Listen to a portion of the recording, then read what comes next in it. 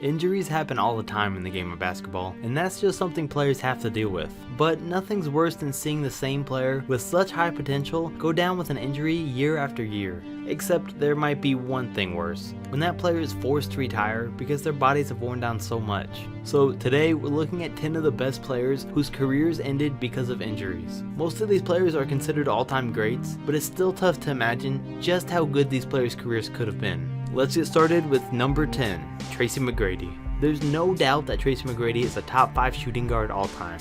He never made it out of the first round, besides with the Spurs, which doesn't count. But he did average 32 points a game one season. Tracy had it all. He could shoot, defend, drive in for layups, rebound, assist, and score in the playoffs. Oh yeah, and hit clutch shots. But in the 2005 and 6 season, McGrady's injuries would begin.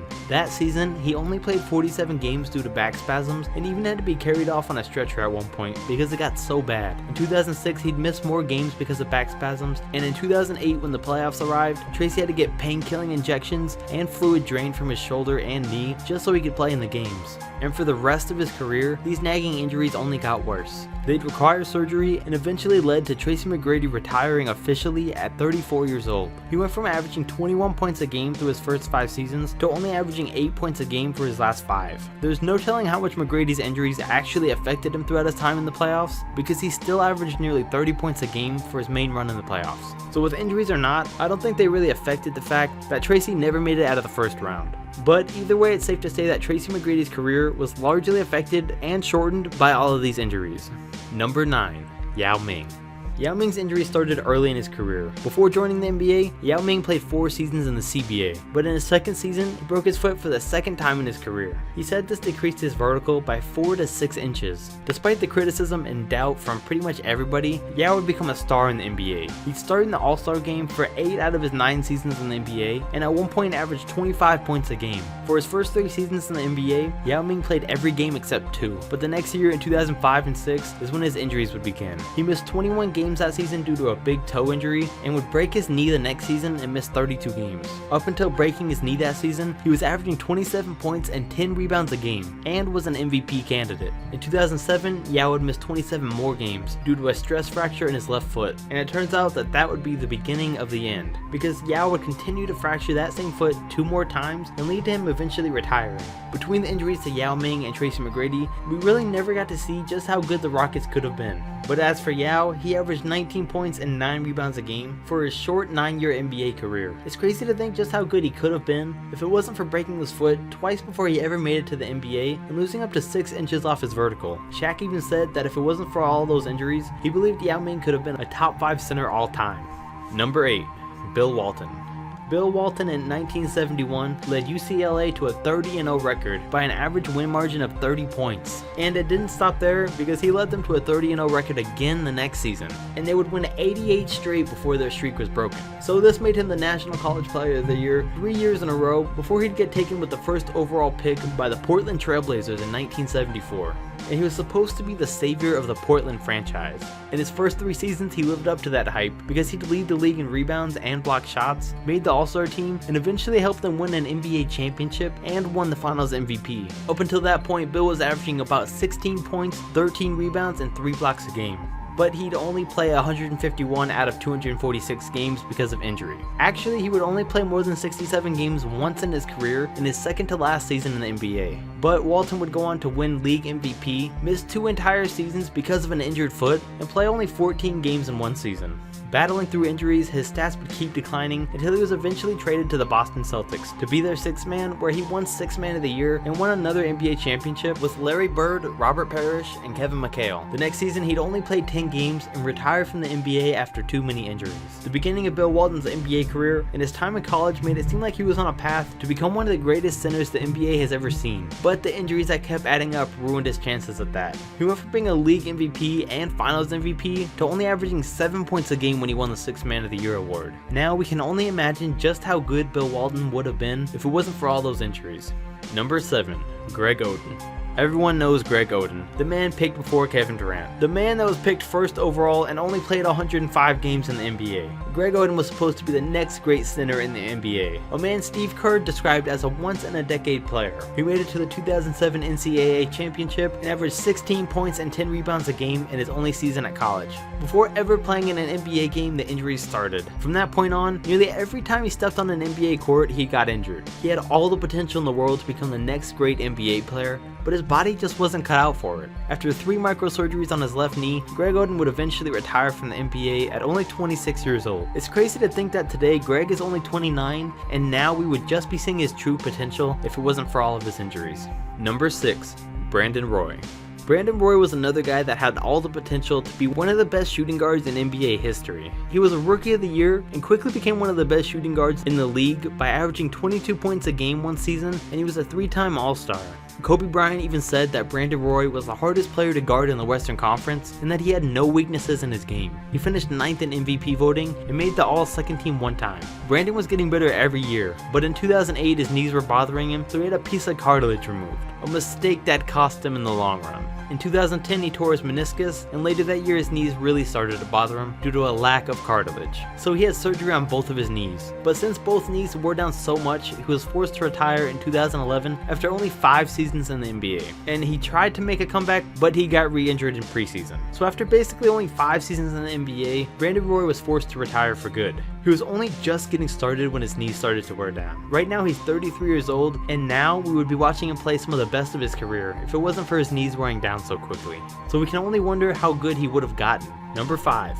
Pete Maravich. Even though Pete played in the 70s, he's still one of the most underrated players and one of the best players to be forced to retire because of injuries. Maravich is the all-time NCAA leading scorer, even though he only played 3 seasons in college. It's a record that'll most likely never be broken because he averaged 44 points a game for all 3 of his seasons at LSU. If anyone now is going to break this record, they'd have to go for 4 seasons and average 33 points a game every season, which would likely never happen because someone that good wouldn't stay for all 4 years. But he was the 3rd overall pick and averaged about 25 points a game for his first 6 seasons in the NBA, then have a monster season where he averaged 31 points a game in 1976 and 77. And that included a game where he scored 68 points. But the next season is when his injuries would start. Pete would miss 32 games because of injuries in both knees and miss 33 the next season. He made the All-Star game 5 times in his career, but for Pete Maravich's next and final season in the NBA, he'd only play 43 games. And he was always known for his long-range shots, but the NBA didn't put the 3-point line in until his last season where he went 10 for 15. After only 11 seasons in the NBA, Pete knew his knees were only going to get worse, so he retired with a career average of 24 points a game. He retired at 33 years old, and now we can only wonder how many points he would have actually scored with a 3-point line in place. He never won any NBA championships, but he was definitely still a great player. His play started declining after his first knee injuries, so with the potential he had, we can only imagine how good he could have been. Number 4. Chris Webber. Chris was a 1st overall pick and played his rookie season for the Golden State Warriors, where he'd average 17 points and 9 rebounds a game and win the Rookie of the Year award. Standing at only 6 foot 10 inches, he was a rebounding leader by averaging 13 rebounds a game, and Chris averaged 27 points a game one season and finished 4th in MVP voting. He was a 5-time All-Star and helped the Sacramento Kings to being one of the top teams in the West for a few seasons. In a series against the Lakers, Chris Webber had an insane game of 23 points, 14 rebounds, 7 blocks, 8 assists, and 4 steals. In 2003, Webber was a possible MVP candidate, and the Kings were thought to have a real chance at winning the NBA championship. But in the second round of the playoffs that year, Chris was running down the court, and without being touched, randomly dropped to the ground with a serious knee injury that required surgery and caused him to miss a year of basketball. The surgery affected his speed and his jumping, so he was never the same player. For the next couple of years, he bounced around a few teams and would constantly have problems with that same knee, so in 2008, at 35 years old, Chris Webber retired from the game of basketball. He went from being a possible MVP and NBA champion to a player that could never really recover from a freak injury out of nowhere. It's crazy to think just how good the Kings really were and how good they could have been for years to come if Chris hadn't gotten injured. Number 3. Penny Hardaway. Penny Hardaway was taken with the 3rd overall pick in the 1993 NBA draft and traded for Chris Webber. He made an immediate impact on the Magic, playing all 82 games and averaged 16 points, 6 assists, and 5 rebounds a game, and came in 2nd place for the Rookie of the Year award behind Webber. The next season, Penny'd step it up with 20 points and 7 assists a game, make the All-Star game, and help Shaq lead the Magic to the NBA Finals. After Shaq left, Penny would become the leader of the Orlando Magic, and his injuries would begin in the 1996 season. In the season after that, he injured his left knee and only played 19 games for that season. It was an injury that slowed him down for the rest of his career. He'd get traded to the Suns and was forced to have 2 microfracture surgeries on his left knee. He was never the same player. He couldn't get back to the level he used to play at in Orlando only 8 years into his career. He played 6 more seasons in the NBA, but never averaged more than 10 points a game, and only played 57 games in his last 3 seasons combined. The first half of Penny Hardaway's career looked like it was forming into one that was worthy of the Hall of Fame, but the second half of his career made him look like just an ordinary player. Now we can only wonder if Hardaway could have really made it into the NBA Hall of Fame, and what he really could have done if it wasn't for all those injuries. Number 2, Jay Williams.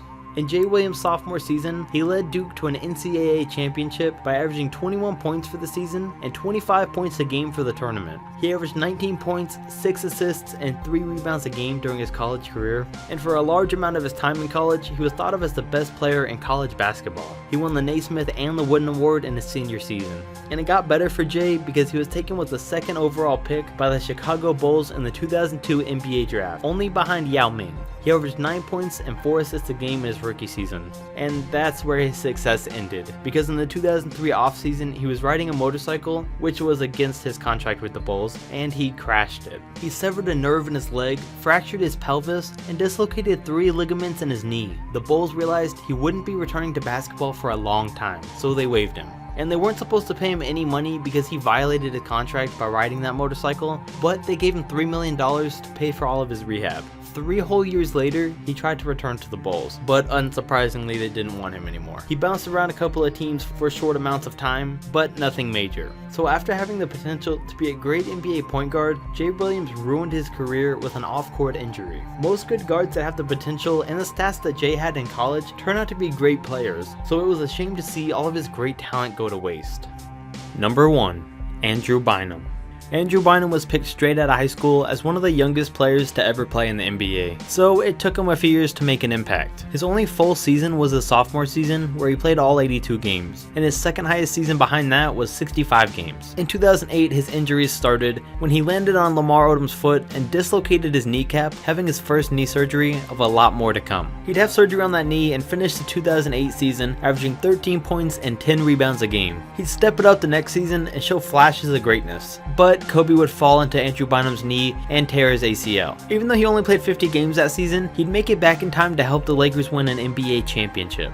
In 2010, Bynum was averaging 15 points and 7 rebounds a game, but again he'd injure his knee for the 3rd time in the 2010 playoffs. But he'd hold out on surgery until after the Lakers won their 2nd NBA championship in a row. 2012 was Bynum's last year on the Lakers and the best of his career. He averaged 18 points and 11 rebounds a game, made the All-Star team, and was thought to have been the 2nd best center right behind Dwight Howard. He'd play in Philly and on the Cavs and missed more games because of knee injuries and a bowling accident. From that point on, he'd have a bunch more injuries related to his knee, and he'd have conduct problems until he left the NBA in 2014 at only 27 years old. If you put Bynum's bad attitude to the side, it's crazy to think that Andrew Bynum is still only 30 years old, and without the knee injuries, he would have probably been the best center in the league right now. His career averages were only 11 points and 7 rebounds a game, but at such a young age, he showed flashes of dominance that could have made him one of the best centers to ever play if he didn't have 2 bad knees. And this has been the 10 biggest careers lost to injuries.